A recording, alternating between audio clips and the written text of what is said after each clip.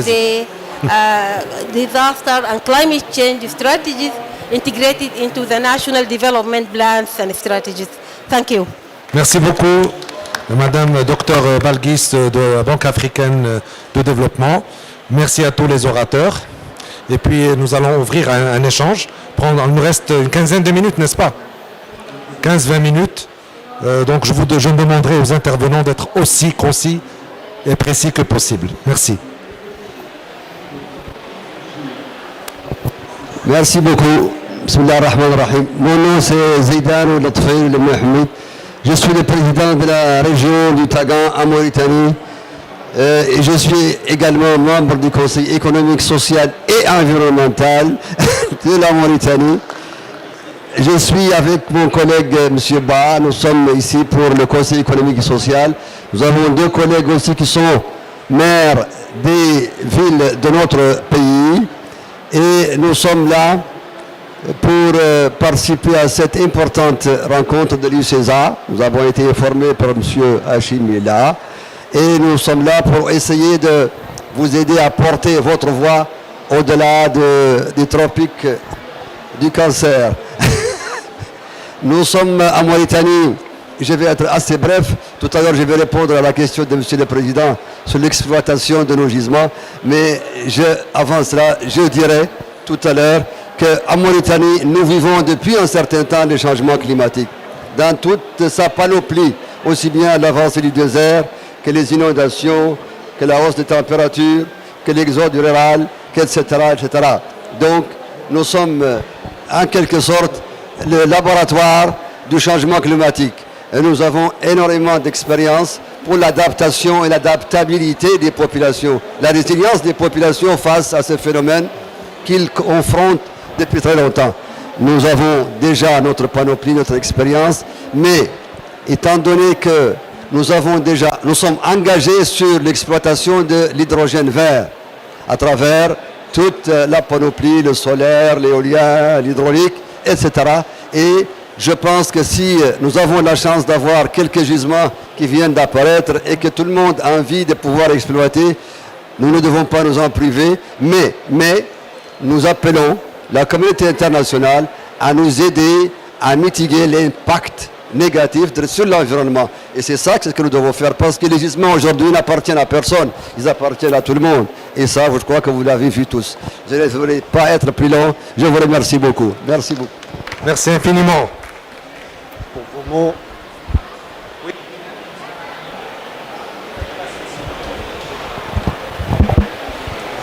Vous voudriez bien vous présenter? Merci. Merci. Okay, good afternoon. I'm called Musa Usman Damba. I'm from Cameroon. I'm an indigenous pastoralist person. I'm also a member of the Cameroon Chamber of Commerce, which is also might be a partner to the Economic and Social Councils of Cameroon.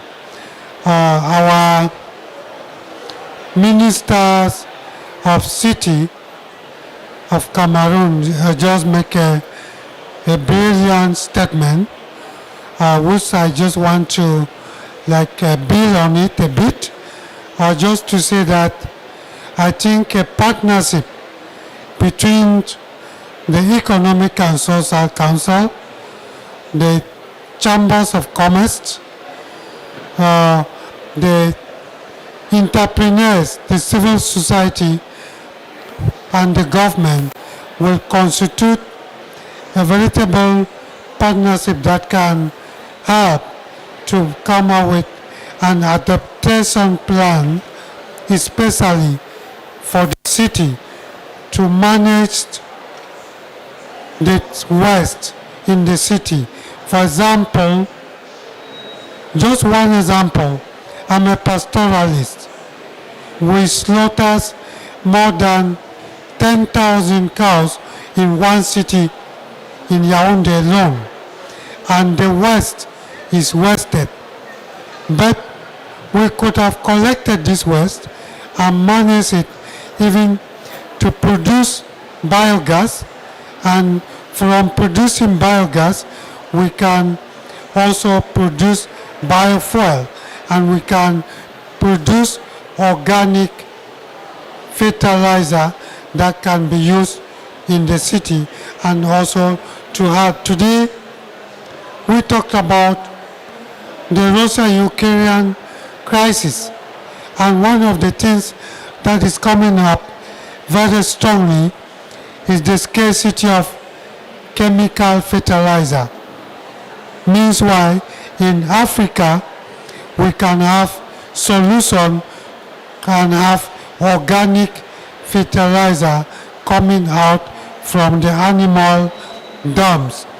Why we are criticizing or criminalizing pastoralists or animal production for methane emission, it is important to know that the animal production can also help in mitigating and adapting to climate change. This is the message I want to bring, because it is an African COP and we need to come out with an African solution here and not later. Thank you. Merci beaucoup. Le message est passé. Qui voudrait intervenir parmi l'assistance avant de donner la parole et le mot de la fin à Monsieur le Président? Oui, Monsieur Victor Bédo. Merci. Du Bénin. Oui, docteur Bédo du Bénin. Je suis membre du Conseil économique et social du Bénin. Et je voudrais juste me réjouir une fois encore de ce travail important qui a été abattu au niveau, n'est-ce pas, de l'UCA, et remercier encore César Maroc pour son leadership dans ce domaine-là. C'est vrai que le plus dur maintenant, c'est de pouvoir utiliser cet outil de plaidoyer pour que vraiment nous puissions porter très haut le message de l'Afrique. Et à l'instar de ce que Madame le ministre vient de dire tout à l'heure par rapport aux organisations au niveau, n'est-ce pas, des villes et de l'environnement, et je pense que si, durant, n'est-ce pas, ces grands événements, toutes les organisations, toutes les fêtières pourraient être vraiment identifiées et que chacun puisse recevoir ce document de plaidoyer, ce serait quelque chose de formidable. Je pense que c'est juste ce que je voudrais dire. Je vous remercie. Merci infiniment. C'est une proposition très pertinente. Nous allons nous évertuer à le faire. Et vous avez été un très grand contributeur à la production de ce document. Je me permets de vous remercier devant l'assistance aujourd'hui encore une fois. Autre intervenant?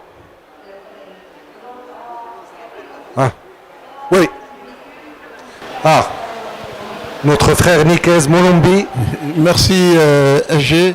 Vice-président du CES du Gabon. Nous nous félicitons de notre travail. Je crois que si nous ne nous félicitons pas, ça ne sert à rien. C'est une bonne chose, mais j'ai eu ici à Salmerchek 2 présentations. Et la deuxième présentation, le secrétaire du GIEC a fait l'honneur de venir prendre part avec ses collègues, où j'ai fait venir des experts qui nous ont aidés à faire l'évaluation des sites industriels des services environnementaux. Je pense qu'il est peut-être temps que nous intégrions cette problématique, notamment au niveau des pollutions. Nous nous rendons compte de l'impact des pollutions sur les vivants, l'air, les sols, le sous-sol et la faune. Et je pense aussi que quelque chose d'assez fort qui pourra davantage renforcer notre plaidoyer, c'est le coût de l'inaction. Donc quand ce document est présenté, nous devrons à côté pouvoir démontrer le coût de l'inaction si rien n'est fait, tant sur la qualité de l'eau, sur la qualité des aliments, sur la qualité des sols. Et je crois que ça, c'est quelque chose pour lequel les conseils économiques et sociaux ont une responsabilité. Et à chaque fois qu'ils envoient les avis aux dirigeants, que ce soit au chef d'État, que ce soit au Premier ministre, que ce soit dans les chambres de Parlement, ils doivent pouvoir faire référence en cela. Et je crois que la collaboration qui est en train de se mettre en place aussi avec Bezos Foundation, nous avons eu un side event de haut niveau, nous pourrons le faire. Et donc, c'est un travail qui a été présenté grâce à l'appui de la Banque africaine de développement. Dorsuma était là et nous avons remercié ensuite le président de la BAD pour avoir permis de financer ce travail. Mais je pense que cette mobilité aujourd'hui démontre bien l'urgence de travailler sur les coûts de l'inaction. Merci. Merci. Merci infiniment, cher Nikes. Je pense que nous arrivons au terme de ce side event. Merci infiniment de nous avoir honorés et gratifiés de votre présence. Le mot de la fin, Monsieur le Président de l'UCESA. C'est le désir. Merci beaucoup. Merci pour votre participation. Ce fut vraiment un plaisir, cher ambassadeur, madame, chère représentante de l'OLI, hein, ILO International. Je crois que moi, il y a beaucoup de choses que j'ai apprises aussi juste en écoutant les uns les autres. Et c'est très important aussi d'avoir entendu certaines interventions faites par la salle. Je crois que pour moi, hein, on a réalisé deux choses aujourd'hui très importantes. La première, c'est déjà, on s'est mieux compris entre nous. Je crois qu'on a plus disséminé l'information et c'est ça, ça fait partie du plaidoyer. Et la deuxième des choses, ce que m'a dit Madame la ministre du Cameroun, c'est-à-dire qu'elle portera ce plaidoyer auprès de l'alliance des maires, des ministres de la ville. Et je crois que c'est aussi important pour nous que nous, on le fasse, je dirais, chacun de notre côté à travers les différents CES. La proposition aussi d'aller vers toutes les fêtières est aussi une idée extrêmement intéressante. Je vous en remercie pour cela. Et nous prendrons ça aussi comme un point d'action, je dirais, très rapidement. Merci, Monsieur le Secrétaire Général de l'UCESA, pour tous les efforts que vous avez fournis. C'est l'IUB aussi.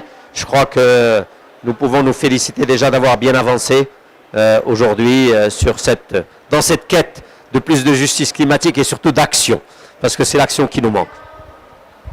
Merci beaucoup. Juste pour information, nous voudrions nous retrouver demain, pratiquement à la même heure, à partir de 11h30, ici même, pour le lancement officiel des Deep Dives, de 11h30 à 12h30.